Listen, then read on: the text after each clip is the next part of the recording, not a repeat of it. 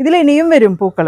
കാരണം നമ്മളുടെ പ്ലാന്റ് ഇത്ര ആയിട്ടുണ്ടെങ്കിൽ പിന്നെ നമുക്ക് നല്ല സന്തോഷമാണ്. കാരണം എപ്പോഴും പൂക്കളാണ് നമുക്ക്.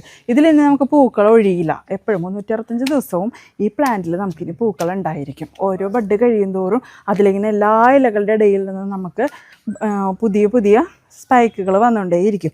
ഇതേപോലെ പ്ലാന്റിനെ നമ്മൾ ഓരോ പ്ലാന്റിനെയും നമ്മൾ ഇതുപോലെ ആക്കിയെടുക്കണം. അതുപോലെ തന്നെയാണ് കണ്ടോ, ഒരു പഴയൊരു ചെടിയാണത്. 1 വർഷമായിട്ടുള്ളൂ ഇത് രണ്ടും. നമ്മൾ കണ്ടോ നല്ല രീതിക്ക് നല്ല ഹെൽത്തുള്ള 2 ബഡുകൾ ഇതിൽ നിന്ന് കിട്ടിയിട്ടുണ്ട്. 1 വർഷം വേണം പ്ലാന്റ് ഈ രീതിയിലായിട്ട് നമുക്ക് കിട്ടാനായിട്ട്.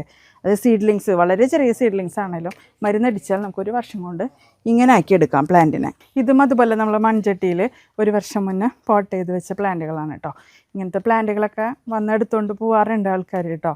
കാരണം ഒന്നും ചെയ്യണ്ട, നേരെ കൊണ്ടുവച്ച് കഴിഞ്ഞാൽ നമുക്ക് നല്ല രീതിക്ക് നമുക്ക് ഫ്ലവർ കിട്ടും. കണ്ടോ, ഇതിപ്പോൾ അതെ ഫസ്റ്റ് ഫ്ലവർ ഇപ്പോൾ ഈ സ്റ്റെമ്മിൽ നിന്ന് വന്നിരിക്കുകയാണ്. ഇതിലൊക്കെ ഇതേ ബഡ് വരുന്നുണ്ട് കേട്ടോ. നിറച്ച് പൂത്ത് നിൽക്കും. ഇനിയിപ്പോൾ ഇത് 1 മാസം കൂടി കഴിയുമ്പോൾ ഫുള്ളായിട്ട് ഫ്ലവർ ചെയ്ത് നിൽക്കും. ഈ ഒരു